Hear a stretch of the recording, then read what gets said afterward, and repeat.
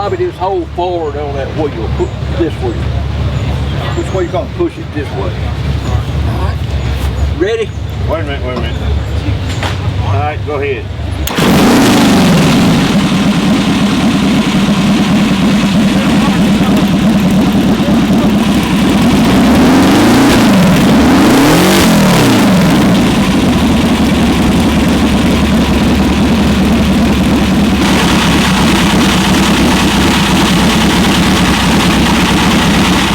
My name is Bill Akin. I'm from Hermitage, Tennessee, and the car behind us is the Epperly built 1962 Mid-Continent Security Special Indianapolis Roadster. And the car was driven by Don Branson in the Indy 500 in 1962, finished in 12th place. The car also ran in 1961 as the number 5 Autolite Special and was driven by Lloyd Ruby, and in 1963 it was the Econo Car Rental Special and it was driven by Bobby Marshman. At other times the car was driven by Parnelli Jones, Tony Bettenhausen, and A.J. Foyt. Yes, I did the restoration in my basement about 25 years ago, and we restored it as the number 5 Autolite Special and had it that way for nearly 25 years, and as you might suspect, the paint kind of went away, and so when I restored the car, I decided to restore it to its 1962 configuration because that was a different paint job scheme, and we took it to Pebble Beach last year. I got first place at Pebble Beach and Tony Holman Award for Best Race Car, which is kind of fun with something you did at home in the basement. The Sports Car Vintage Racing Association held a huge event this past weekend at Indianapolis, and they invited several of us to bring our cars and run them on the track. They'd converted back to the oval configuration for us to run the cars, and I got 3 cars we took up there, and we drove them about 75 miles each. 2 weeks prior to that, in the week immediately before the Indy 500, there's another event that's put on by the Indianapolis Motor Speedway Museum, and we do essentially the same thing. We got 3 sessions where we run the cars, so I ran all 3 cars in both events every time they'd let us run, and I'm about caught up on driving Indianapolis race cars for a while. You drove the cars? I did. Yep.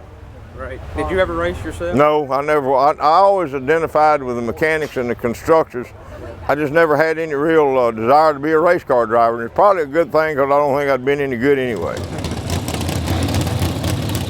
We were talking a little while ago. You knew Earl Fouts from our. I didn't know Earl. I knew a customer of his that was his shop was only a few blocks from Earl Fouts' original location, and Quinn Epperly bought whatever fasteners and fittings and material that Earl would have as military surplus for use in the construction of the cars.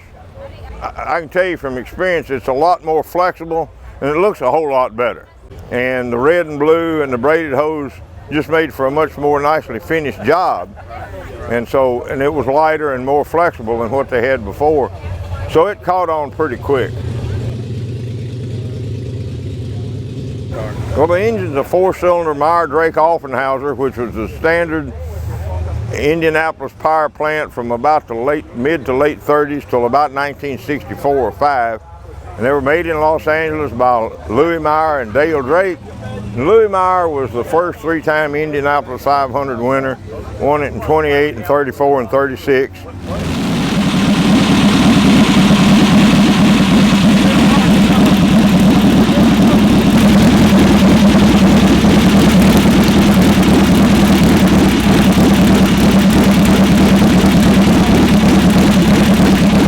By the time they got through with it, they'd make about 400 horsepower out of 255 cubic inches at about 7,000 RPM on methanol.